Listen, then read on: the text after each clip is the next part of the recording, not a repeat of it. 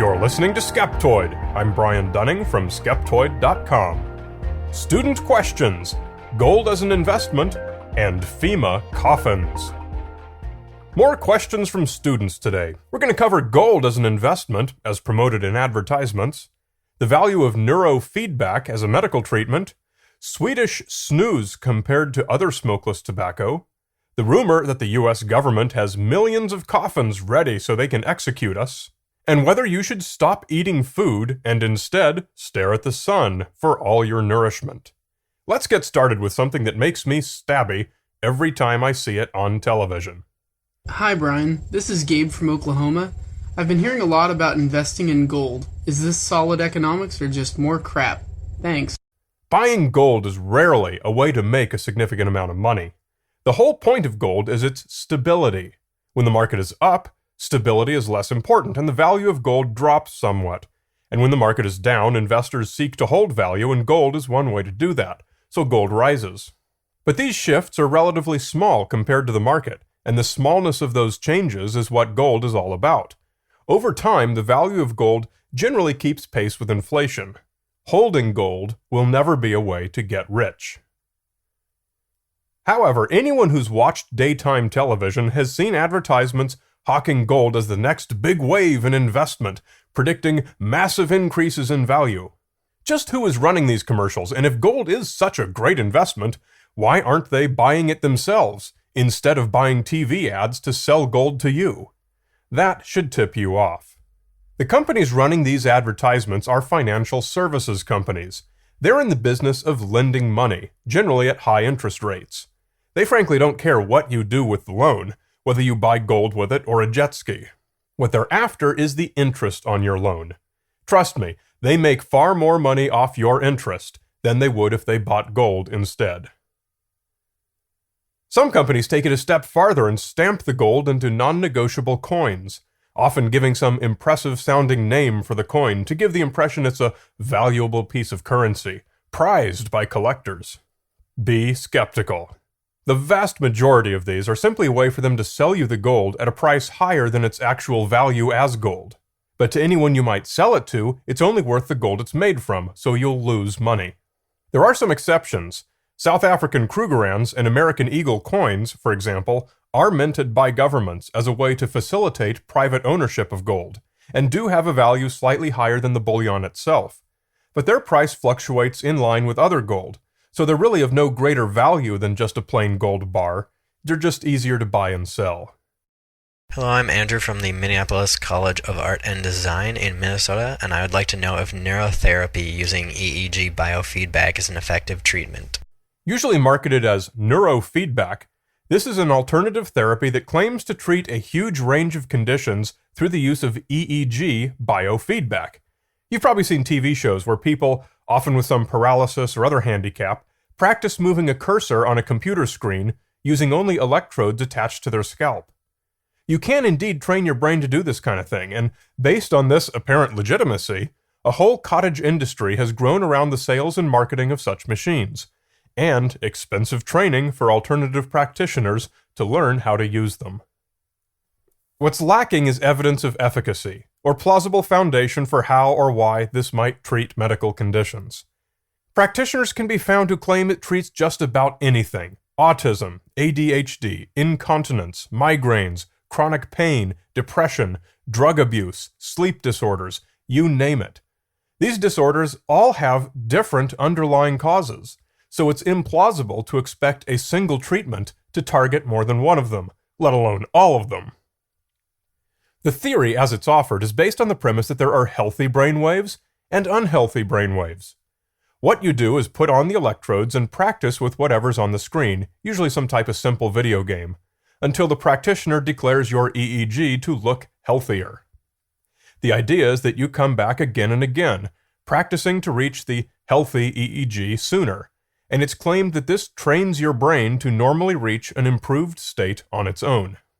All of this sounds perfectly reasonable and impressively high-tech, which is why the treatment is so easy to sell to uninformed patients. Dramatic conditions like epileptic seizures and brain injuries can indeed have obvious readings on an EEG, but healthy brains also have a wide range of possible EEG waveforms. The notion that some healthy EEG waves are good and some are bad is without any neurological foundation, and thus, so is neurofeedback. Bad EEGs are neither characteristic of nor the cause of the conditions neurofeedback pretends to treat. So save your money. Hi Brian, this is Brad Mitchell. I've heard a lot of hype lately about Swedish snus versus other types of tobacco use. People are saying that there are less carcinogens and other harmful substances in snus. There was a 60 Minutes piece on snus recently with a doctor claiming that it is 95 to 98% less harmful than smoking. There's also many articles and forums online suggesting this, claiming no medical or dental dangers and a markedly lower occurrence in Sweden of cancer, despite the high rate of tobacco use, mainly because it's almost exclusively snus. Is there any merit to this? There is. Snus is a form of tobacco that you put in your mouth. Snuff, dip, chew, and snus are all slightly different, but they're all basically tobacco that you stick in your mouth, though some snuff is inhaled through the nose. Because there's no inhalation, they do not promote lung cancer, and that's where the huge reduction in overall cancer rates comes from. Sweden does indeed have a relatively low lung cancer rate, but this is not a benefit conferred by the use of snus, it's simply because almost nobody smokes there. However, all nicotine products can contribute to pancreatic cancer and type 2 diabetes, and all oral tobacco products promote mouth and throat cancers. Because of the way snus is manufactured, it ends up with less nicotine and fewer carcinogens than other forms of oral tobacco. Most research does indeed confirm that snus is generally less harmful than other types of tobacco. But note that this only refers to Scandinavian snus. Snus manufactured in the United States is made differently and is generally just as carcinogenic as other smokeless tobacco products. You're always better off avoiding all tobacco and nicotine products, even Scandinavian snus. Less harmful is still harmful. Hi Brian, I was wondering if you could examine the claim that FEMA has purchased thousands of alleged coffin liners for mass burial use. If you Google the term coffin liner, you'll see countless photographs of coffin-sized black plastic containers stored in huge numbers, apparently tens of thousands, in open fields, usually said to be in Georgia. You'll also find hundreds of forum threads on conspiracy theory websites like Infowars.com and AboveTopSecret.com, where paranoid people uncritically parrot the tired old claims that these are proof that FEMA, the Federal Emergency Management Agency, is planning to execute as many as several million Americans.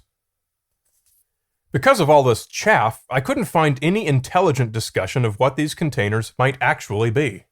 If you know, come to the online transcript for this episode and tell us in the comment section. But I can address the claim.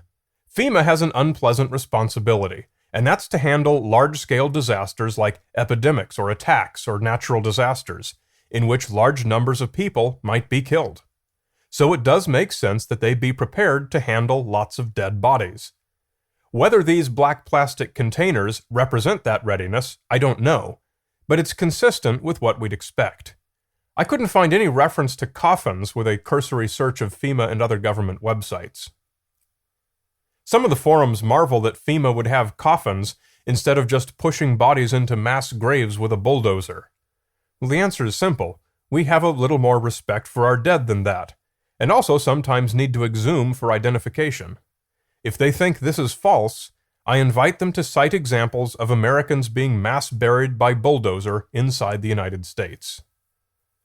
Why these would be called coffin liners by the conspiracy crowd, rather than simply coffins, escapes me. Coffin liners fit inside burial caskets and can refer to moisture barriers or fancy padding. Neither is consistent with the large rectangular containers in the photographs. Hello, Brian. I'm Neil LaGuardia from Maloney College, and I've heard claims that sun gazing has health benefits and that you have to do it properly.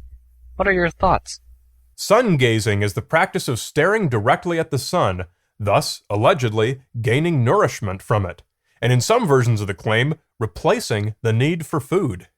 These claims have never been studied, as it would clearly be unethical to have people deliberately damage their eyesight. Solar retinopathy, a burn to the retina from solar radiation, can cause temporary or permanent blindness. As far as it replacing food, this is silly. Solar radiation does not contain any of the nutrients the human body needs, nor are there any anatomical structures capable of delivering nutrients through the eyes. Some claim that it works like photosynthesis. Well, the closest thing to truth about that is that vitamin D is synthesized in the skin by ultraviolet radiation striking a cholesterol precursor. Notice that this happens in the skin, not the eyes, and you have to eat food to get the cholesterol to begin with. And vitamin D is hardly the only thing our bodies need. The few New Age gurus who claim to derive all their nutrition through sun gazing have always been found to eat small amounts of food or drink, and there's no medical reason to suspect the sun gazing is contributing to their nutrition.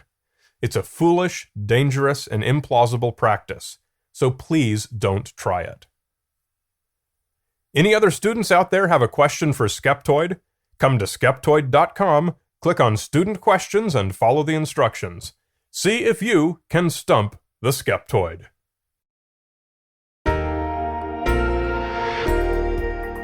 Skeptoid is made possible by financial support from listeners. PayPal's recurring micropayments make it really easy and painless for you to make a big difference in helping me to continue producing the show. You're listening to Skeptoid. I'm Brian Dunning from Skeptoid.com.